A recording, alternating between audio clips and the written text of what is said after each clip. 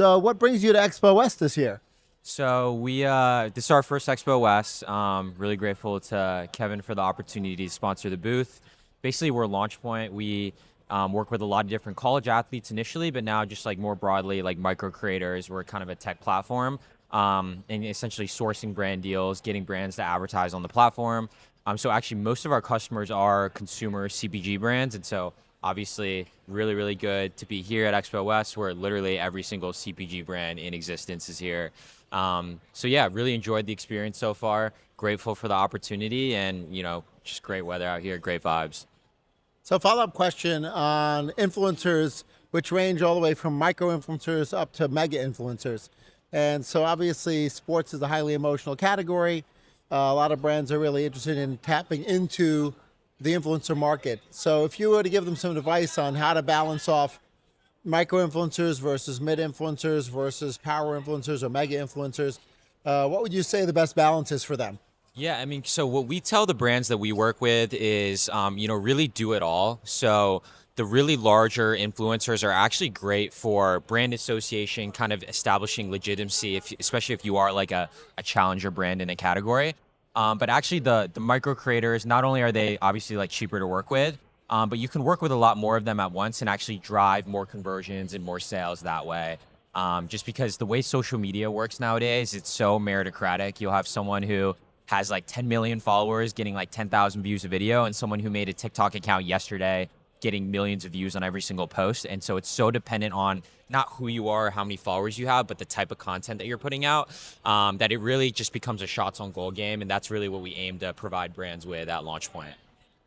Great. One other thing that I had noticed when we've done influencer work wearing my Did It hat, which is the agency that I run, is that in the early days of influencer marketing in particular, although less now, people didn't realize that having the rights to use the creative and put money behind it is Yeah. part of the value, right? So you might end up with a micro creator, doesn't have a gigantic following of their own, but they just ended up crushing it on a particular piece of creative. And so you want to put brand dollars behind that. Yeah. So I'd love for you to elaborate a little bit more on that. Yeah, for sure. So great question. This is actually something that we really do a lot at Launchpoint, what a lot of our customers do. So really kind of the rule of thumb is that if a video does really well in organic, it's going to absolutely crush in paid.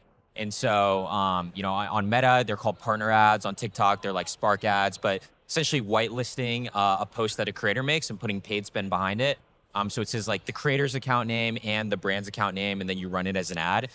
That's honestly been one of the most effective channels for brands to grow. I think Meta put out some data that partner ads have 53% higher click-through rates than just normal ads. And so you're kind of borrowing the cultural relevance of the creator that you're working with, kind of partnering up with them and essentially serving your ad to way more people than the account would have organically reached. So that's been a really, really common strategy. That's more of, I guess, bottom of the funnel, where it's like, okay, I found creative that works. I want to use it to convert people into customers.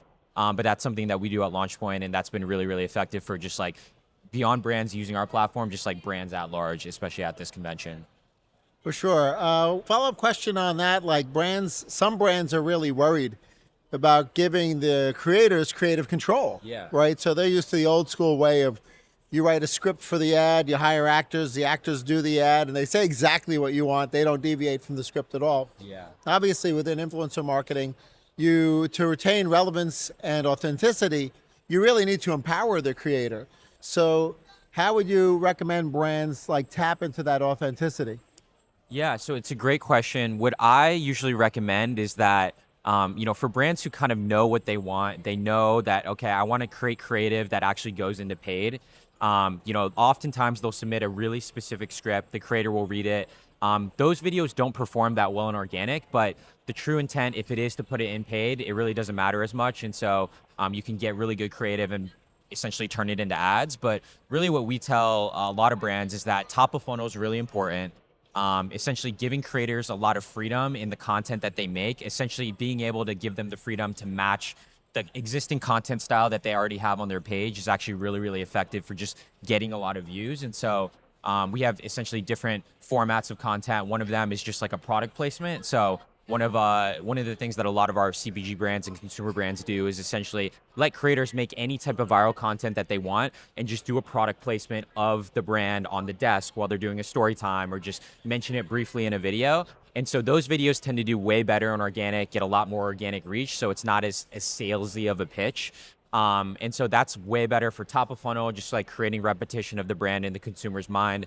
So really what we do at LaunchPoint is that we allow brands to accomplish all different types of content formats, all the way from light touch, top of funnel, all the way down to heavier brand touch, bottom of the funnel.